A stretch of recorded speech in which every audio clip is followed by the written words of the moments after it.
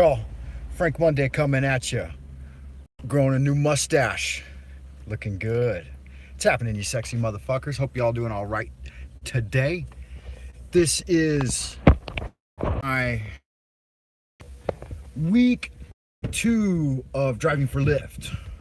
So what's been going on with Lyft? There's some things I'm happy about, and there's some things I'm kind of depressed about with the Lyft system. One of the things is the steering wheel is in the picture. What's up with that? All right. So, originally the Lyft website says that, not the website, yeah, the different Lyft ads and stuff say that you'll get a bonus, a sign-on bonus. I was told, I heard from videos, you get a sign-on bonus. There's no sign-on bonus right now. I guess they're getting ready for their IPO or something, I'm not sure.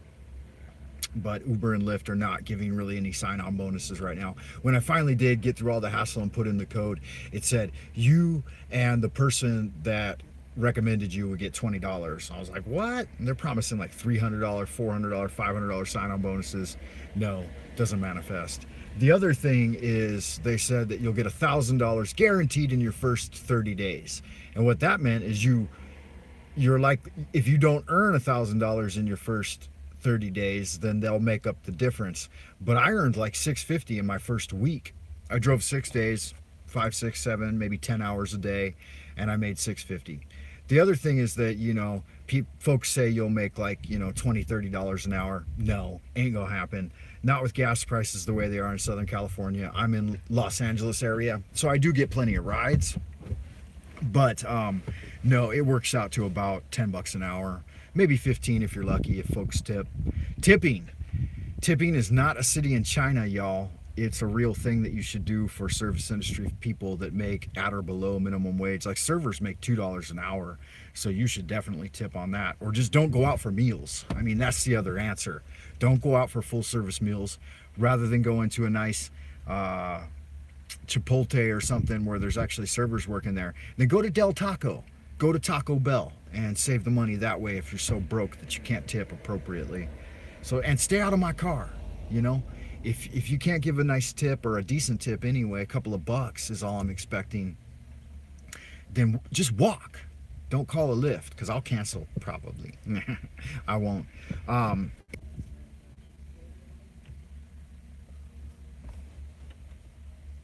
Go live. Okay, so it said I was live, but then it cut me off.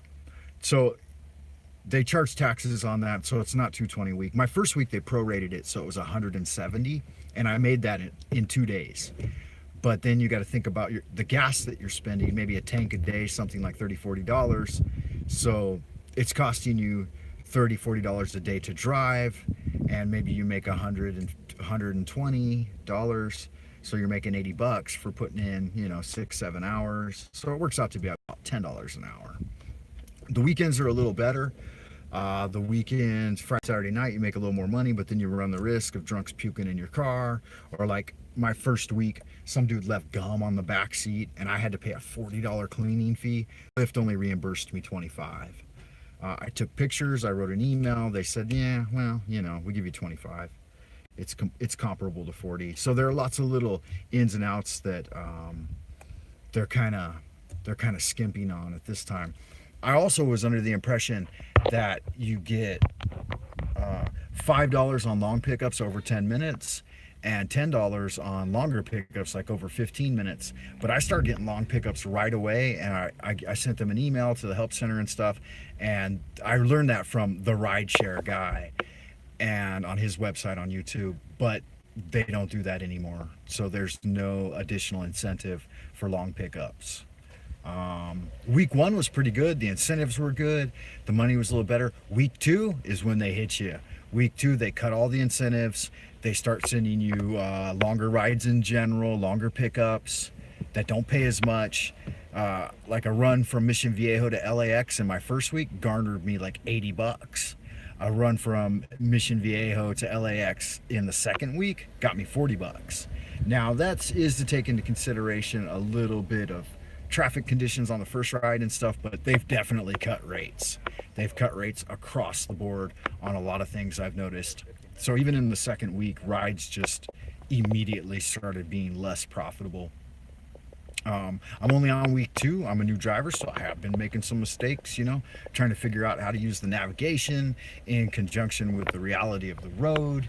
Um, I'm a service industry professional, so I'm always really uh, polite and courteous with my passengers, and I go the extra mile, with small talk and stuff like that. So, in general, it's working out okay. Like I said, a little disappointed with some of the things that they kind of are. I guess they're just phasing out and getting ready for their IPO and stuff. Same with Uber.